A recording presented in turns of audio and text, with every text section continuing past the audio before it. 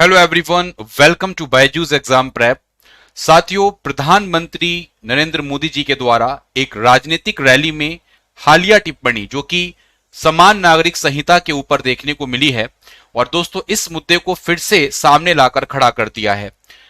आज के इस क्लास में नॉलेज सेशन में हम डिस्कस करेंगे कि क्या होती है समान नागरिक संहिता, किन लोगों ने इसकी डिमांड करी, क्या इसके फायदे हैं, इसके कॉन्स्टिट्यूशनल प्रोविजंस क्या क्या हैं, किस तरीके से सुप्रीम कोर्ट के वर्डिक्ट इसके रिगार्डिंग आपको देखने को मिलते हैं। तो संपूर्ण जानकारी आज की इस पर्टिकुलर क्लास के माध्यम से आपको देखने को मिलेगी। मैं उम्मीद करूंगा कि बहुत ध्यानपूर्वक जितनी भी बातें, जितने भी पॉइंट्स मैं आपको यहां पर यूनिफॉर्म सिविल कोड के लिए बताने की कोशिश करूंगा, यानी कि एक समान नागरिक संहिता के लिए बताने की कोशिश करूंगा, उस पर आप अच्छे तरीके से फोकस रखेंगे और अपनी अंडरस्टैंडिंग व्याप्त रखेंगे। साथियों, प्री और मेंस दोनों एग्जामिनेशन के लिए ये टॉपिक बहुत ज्यादा महत्वपूर्ण रहने वाला है और उम्मीद ये की जा रही है आने वाले एग्जाम में आपको प्री में और मेंस में दोनों में ही यहां से क्वेश्चन आपको देखने को मिलेंगे। तो इस क्वेश्चन की जो आधारशिला है, इससे रिलेटेड जो भी इंफॉर्मेशन है, उसको मैं बहुत ही सूक्ष्म तरीके से आपके साथ लाने की कोशिश कर रहा हूं। मैं उम्मीद करूंगा कि आप अच्छे तरीके से इसको समझने की कोशिश करेंगे। साथियों, प्रधानमंत्री मोदी जी ने हाल ही में रैली में हालिया टिप्पणी समान नागरिक संहिता के ऊपर करी है और यह मुद्दा दोबारा से सामने आया। देखिए, नागरिक संहिता की अगर मैं बात करूं, समान नागरिक संहिता की बात की जाए तो यह मुद्दा आप सबको जानकारी होगी, बहुत ही पहले से चलता आ रहा है और हाल ही के वर्षों में देखें या कुछ पहले वर्षों में देखें तो नागरिक संहिता के ऊपर साथियों सियासी और एक तरीके का माहौल आपको देखने को मिल रहा है, समाजी माहौल आपको देखने को मिल रहा है। दिक्कत यह है कि जहां पर एक बार अगर हम मेजॉरिटी वर्ग की बात करें, यानी कि बहुसंख्यक आबादी की बात करें, तो वो समान नागरिक संहिता को लागू करने की पुरजोर मांग उठाती रही हैं और वही साथियों अल्पसंख्यक जो समुदाय है, अल्पसंख्यक जो वर्ग है, माइनॉरिटीज ग्रुप्स हैं, वो इसका विरोध करते रहे हैं। तो चुनावी सालों को देखें तो राजनीति होती रहती है, जब चुनाव करीब आते हैं तो ऐसे मुद्दे दोस्तों उठ जाते हैं और बाद में जब चुनाव हो जाते हैं तो ठंडे बस्ते में ऐसे मुद्दे डाल दिए जाते हैं। लेकिन आपको पता है भारतीय जनता पार्टी के जो एक तरीके से अगर हम बोलना चाहें उनके पोल मैनिफेस्टो में इस चीज का जिक्र मिलता रहा है कि यूनिफॉर्म सिविल कोड को लाने की पूरी कोशिश करेंगे।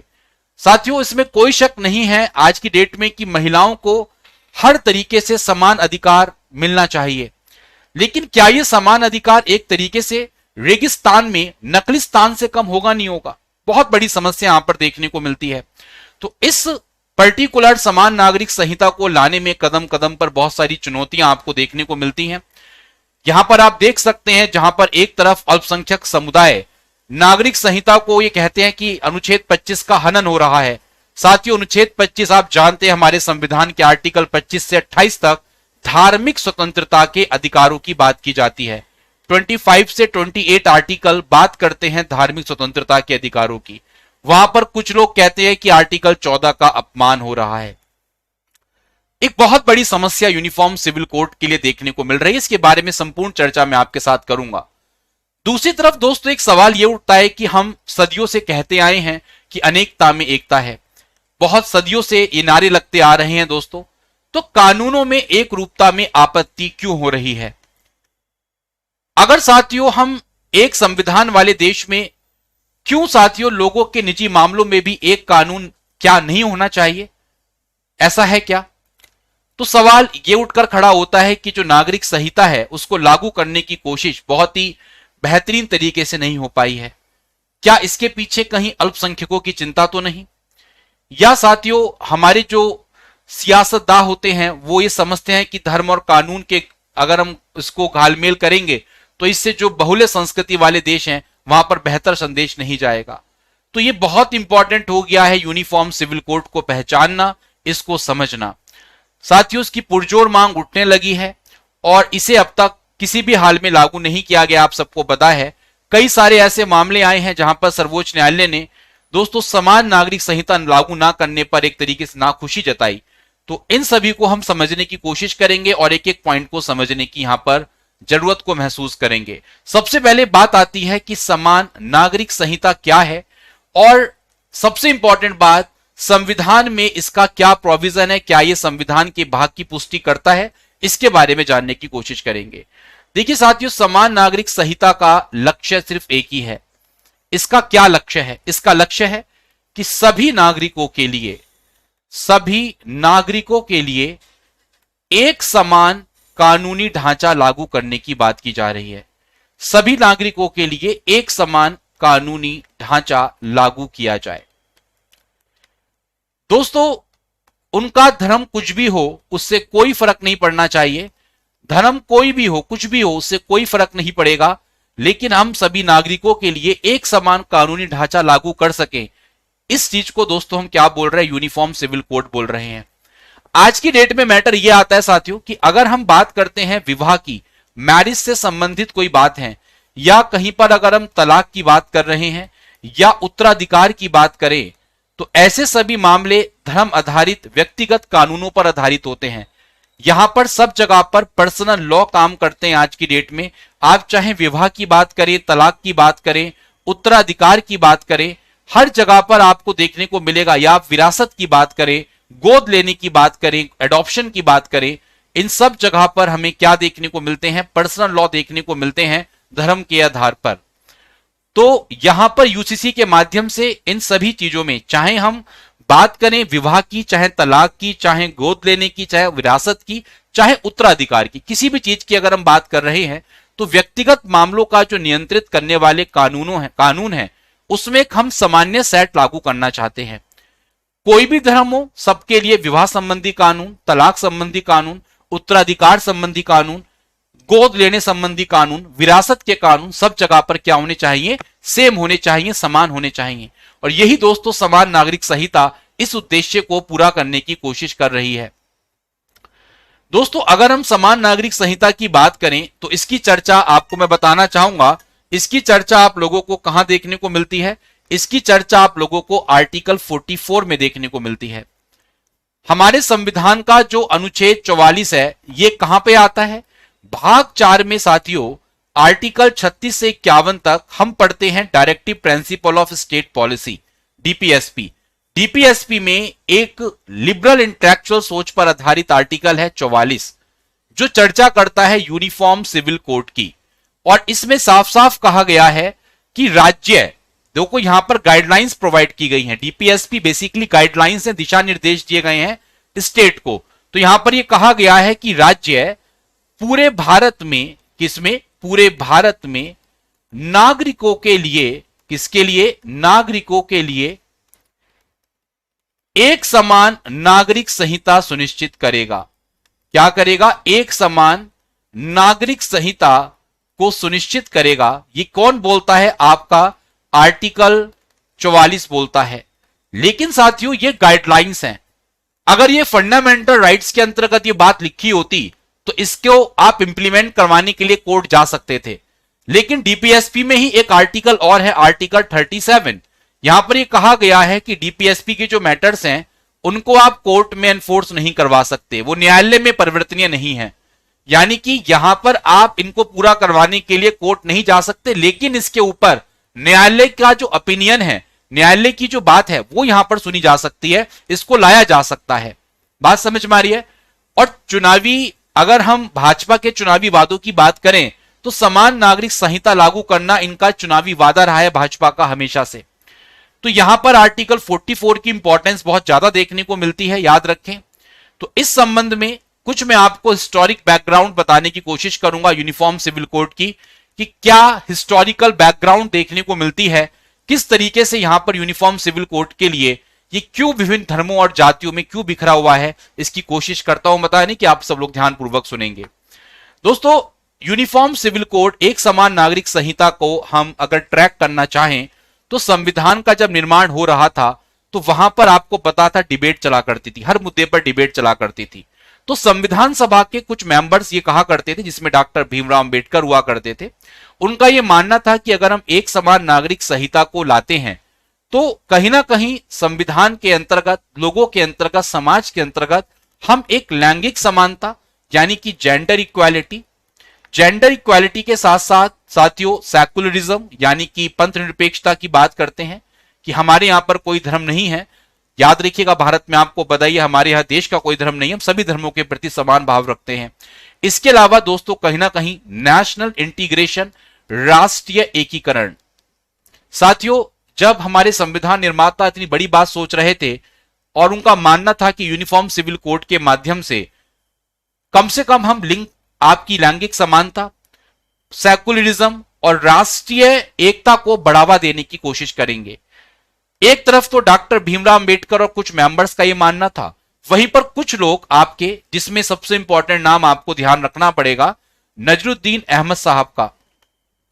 साथियों, नजरुद्दीन अहमद साहब कहा करते थे, नजरुद्दीन अहमद साहब का कहना था या इनके साथ कुछ और सदस्य कहा करते थे, ये इसके अगेंस्ट में थे यूसीसी के, जब संविधान निर्माताओं की बात कर रहे थे। ये कहते थे कि अगर आप रिलीजियस एक तरीके से लॉस को क्या कर रहे हो, यहां पर उसको एक्सट्रैक्ट कर रहे हो एक तरीके से। मतलब क्या था कि नसीरुद्दीन जो आपके अहमद थे और जो कई अन्य सदस्य थे, उनका यह कहना था, उनका यह दावा था कि हम किसी की बिना, उनकी सहमति के बिना, विभिन्न समुदायों की सहमति के बिना जो धार्मिक कानून हैं उनके साथ छेड़छाड़ नहीं कर सकते। यहां पर ही कहा गया था कि सबके अपने धर्म हैं, सबकी अपनी मान्यताएं हैं, तो हम किसी के धार्मिक कानूनों के साथ छेड़छाड़ क्यों करें। और ये बहुत ही दोस्तों गंभीर मुद्दा रहा। अब यूनिफॉर्म सिविल कोड का क्रियान्वयन एक पेचीदा मुद्दा आपको देखने को मिलता है। भारत एक विविधतापूर्ण देश है, आप सबको पता है, जहां पर बहुत सारे धार्मिक समुदाय और अपने दोस्तों अपने व्यक्तिगत कानूनों का, पर्सनल लॉस का फॉलो कर रहे हैं। तो एक बहुत बड़ी समस्या कॉन्स्टिट्यूशनल मेकर्स के सामने देखने को मिली।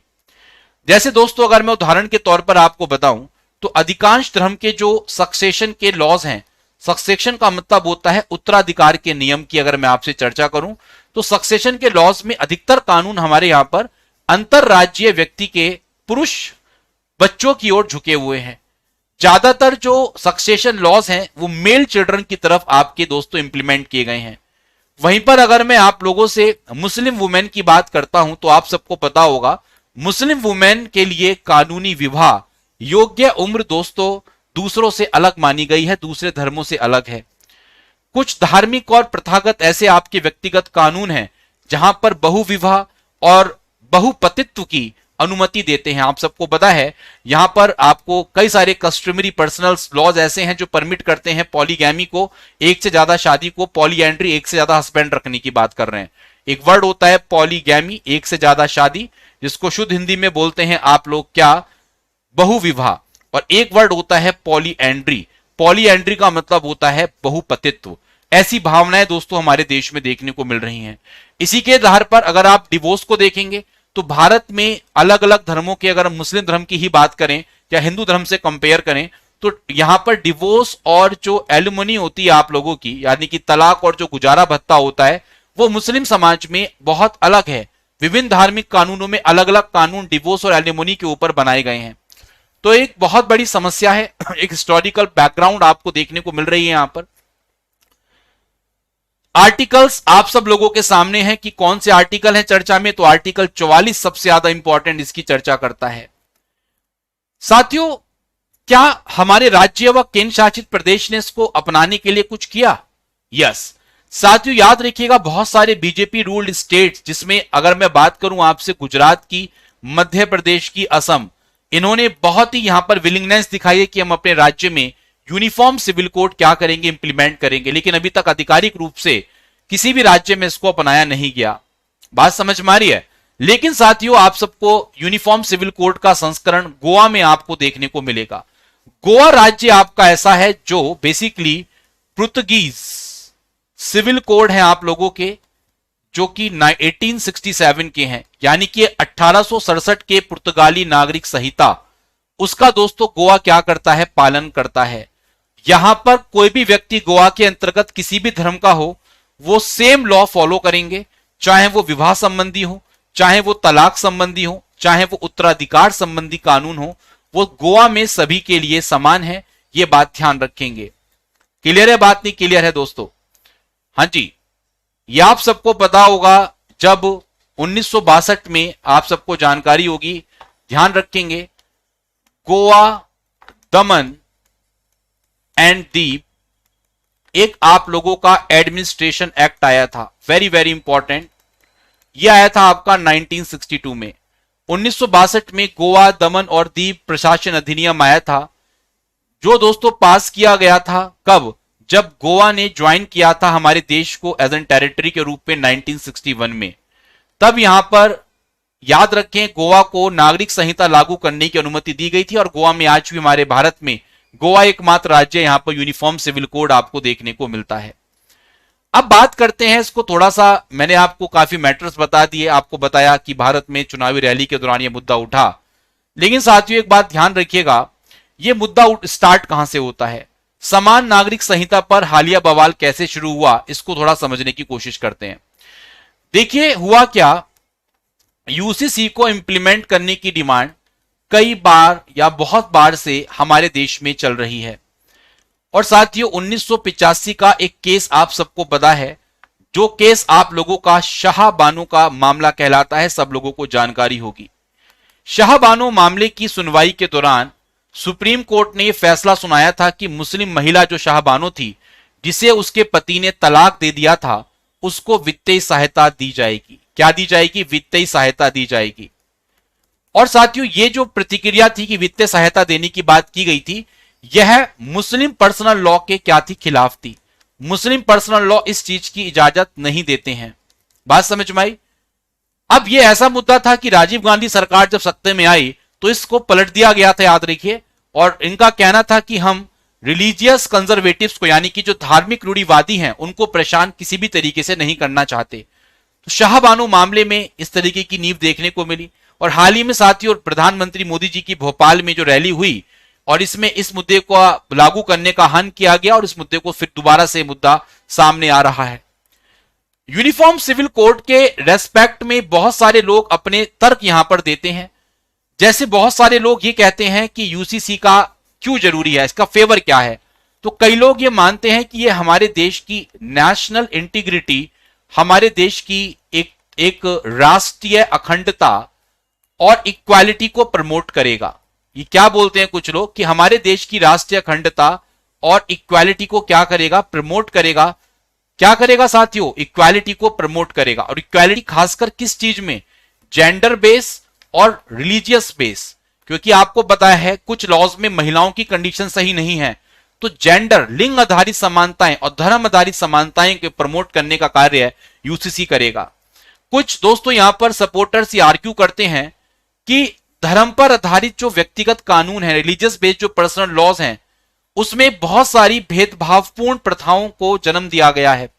महिलाओं को कहीं ना कहीं नीचा दिखाया गया है। कई धर्मों में ऐसा देखने को मिला है कि महिलाओं की स्थिति बहुत ज्यादा सही नहीं है, खुद महिलाएं ऐसा बोलती हैं।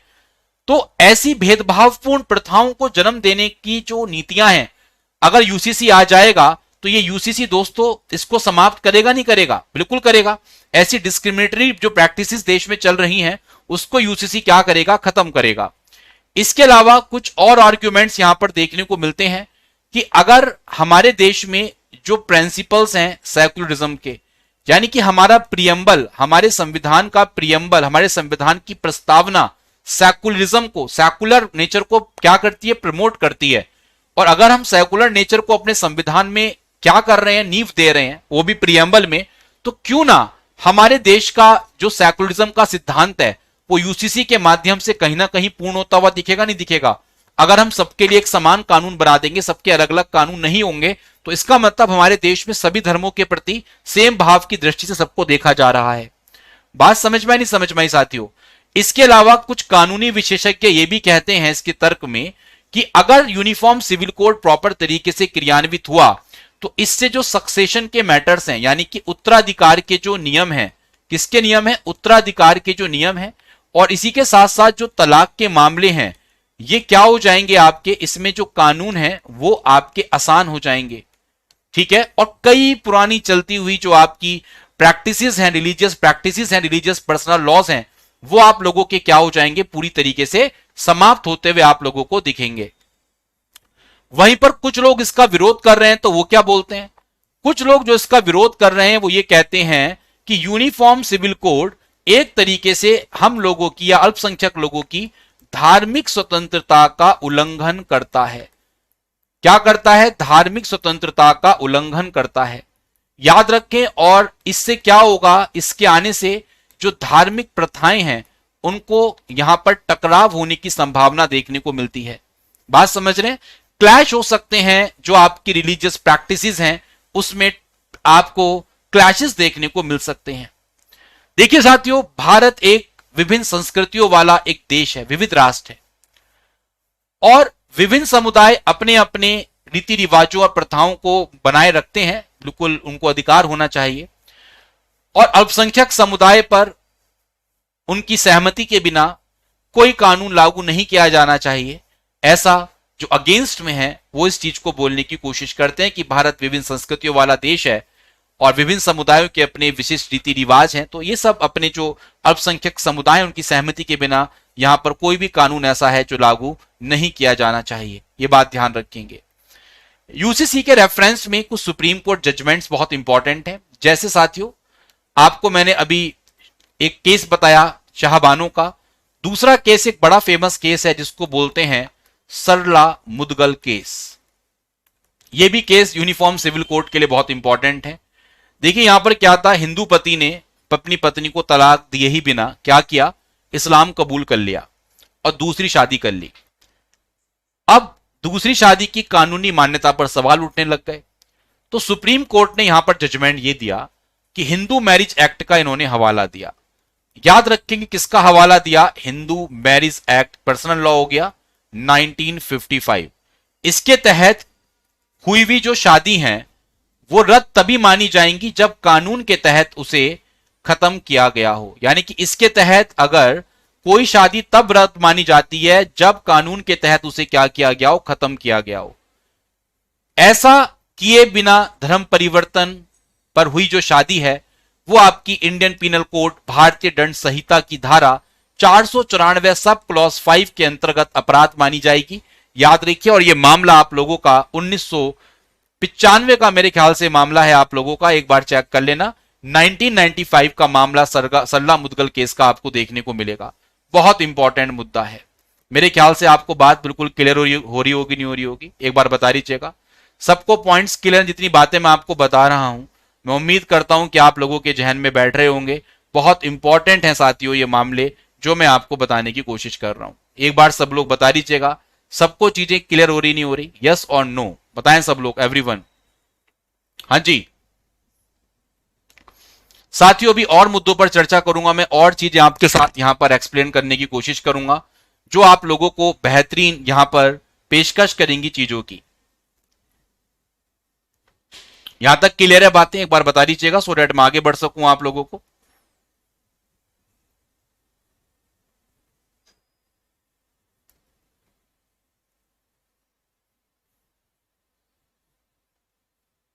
चलिए अब साथियों कुछ बातें करता हूं जो मैं आप लोगों के लिए जाननी बहुत जरूरी है। थोड़ा सोचते हैं, विचार करते हैं इस चीज पर। आपसे पूछ रहा हूं मैं दोस्तों, इस मसले पर सबसे पहली बात, अभी तक कोई ठोस पहल क्यों नहीं की गई? कहा तो जाता है ठोस पहल क्यों नहीं की जा रही, और अब मुद्दा उठ रहा है तो क्या पता ठोस पहल की जाए। भारत दोस्तों एक बहुत बहुल संस्कृति वाला देश है, यानी कि यहां पर जो कल्चर है वो डिफरेंट डिफरेंट कल्चर्स हैं, तो ये एक बहुत बड़ी चुनौती हमारे देश में आपको देखने को मिलेगी। साथियों इतना अंतर है कि आप हिंदू धर्म की बात करें तो हिंदू धर्म में विवाह को एक संस्कार माना जाता है, विवाह एक संस्कार है। वहीं पर अगर मैं इस्लाम की बात करूं तो इस्लाम में विवाह एक कॉन्ट्रैक्ट माना जाता है। ईसाइयों और पारसियों के रीति रिवाज अलग अलग होते हैं। इतनी व्यापक संस्कृति, यहां पर विविधता, इतनी डायवर्सिटी हमें देखने को मिलती है, तो सभी के निजी मामलों में एक समान राय बनना क्या व्यवहारिक रूप से बेहद मुश्किल है? नहीं, बताइए। दूसरी समस्या एक और हमारे सामने आती है कि जो अल्पसंख्यक हमारे समुदाय है यानी कि मुसलमान, इनकी दोस्तों मुसलमान लोग ये कहते हैं, एक बड़ी आबादी मुसलमानों की, अगर महिलाओं की बात करें तो वो तो ऑब्वियस बात है उनके लिए कानून, जैसे ट्रिपल तलाक का मुद्दा था, एक ऐसा कानून था जिसने भारत में कहा कि भाई हाँ अब यूनिफॉर्म सिविल कोड भी आया जाएगा। दोस्तों खासकर मुसलमानों की एक बड़ी आबादी ये कहती है कि उनकी धार्मिक आजादी का उल्लंघन किया जा रहा है। आर्टिकल 25 से 28 आप अच्छे तरीके से जानते हैं, बात समझ रहे हैं आप। आर्टिकल 29-30 की बात भी करते हैं जहां माइनॉरिटीज के राइट्स की बात की जाती है। अब ऐसा तो हो नहीं सकता कि एक बड़ी आबादी मांग को नकार करके कोई कानून अमल में तो ऐसा नहीं लाया जा सकता। और एक समस्या दोस्तों और देखने को मिलती है, तो अगर ये लागू कर भी दिया गया मान लो, तो इसको क्या हम समग्र रूप से इसको पारित करना आसान होगा या टफ होगा? बोलिए भैया, बात क्लियर है? तो इसीलिए कोर्ट को यहां पर जो पर्सनल लॉज हैं उसमें सभी पहलुओं पर विचार करना है। विवाह है, तलाक है, पुनर्विवाह है, ऐसे किसी मामलों पर दोस्तों जो मजहब है, धर्म है, उनकी भावनाओं को ठेस नहीं पहुंचनी चाहिए। और अगर आप उनकी भावनाओं को बिना ठेस पहुंचाए कानून बना रहे हैं तो वो बहुत आसान नहीं होता। बात समझ रहे हैं? आप आमतौर पर शरिया कानून की बात करते हो। शरिया कानून आप लोगों का पर्सनल लॉ है, एक तरीके का 1937 का है। भाई जब शरिया कानून है तो एक तरफ हिंदू मैरिज एक्ट भी आपको देखने को मिलता है, हिंदुओं के लिए अलग आपका यहां पर प्रोविजन आपको देखने को मिलता है 1955। ऐसी आप लोगों के क्रिश्चियन के मैरिज एक्ट आपको देखने को मिलते हैं 1872। ऐसी साथियों पारसी का एक मैरिज का और इनके डिवोर्स का अधिनियम है 1936। तो इसमें भी पूरी तरीके से सुधार किए जाएंगे। बोलिए भैया, मुश्किल बहुत है इसको लागू करना, क्योंकि देश के अलग अलग हिस्से में दोस्तों एक ही मजहब के लोगों के रीति रिवाज अलग अलग आपको देखने को मिलते हैं। गोवा ने लागू किया, काफी प्रयास देश में किए जाएंगे तो बिल्कुल यहां पर चीजें सही होंगी। एक और मुद्दा यहां पर यूनिफॉर्म सिविल कोड के लिए आपको देखने को मिलता है, किसका? दूसरी ओर दोस्तों वोट बैंक की राजनीति भी आपको देखने को मिलती है। यस और नो? कुछ लोग इसे अपना एजेंडा बना लेते हैं यूनिफॉर्म सिविल कोड को, और दूसरी पार्टियां कहती हैं कि भैया अल्पसंख्यकों के खिलाफ आप सरकार की राजनीति की बात करती हैं। तो कई वोट बैंक लोगों ने बना रखा है ना? किसी को यह लगता है कि अगर हम इसको प्रमोट करेंगे तो हम जीत जाएंगे, किसी को लगता है अगर हम इसके अगेंस्ट में आ जाएंगे तो जीत जाएंगे। तो ये सियासी जो दल हैं उनका ये मुद्दा बनकर ना रह जाए। 1948 में साथियों जब हिंदू कोड बिल 1948 की बात है, जो हिंदू कोड बिल हुआ करता था आपका, जब संविधान सभा में लाया गया तो आप यकीन मानिएगा देश भर में इसका इतना पुरजोर विरोध हुआ कि इस बिल को हिंदू संस्कृति तथा धर्म पर हमले का करार कर दिया गया। सरकार इस कदर दबाव में आ गई थी कि तत्कालीन कानून मंत्री भीमराव अंबेडकर साहब ने अपने पद से इस्तीफा दे दिया। तो बहुत सारे राजनीतिक दल दोस्तों नागरिक संहिता के मुद्दे पर जोखिम नहीं लेना चाहते, लेकिन बीजेपी ने ऐसी पेशकश की है, तो देखते हैं कितना यहां पर सफल रहती है बीजेपी।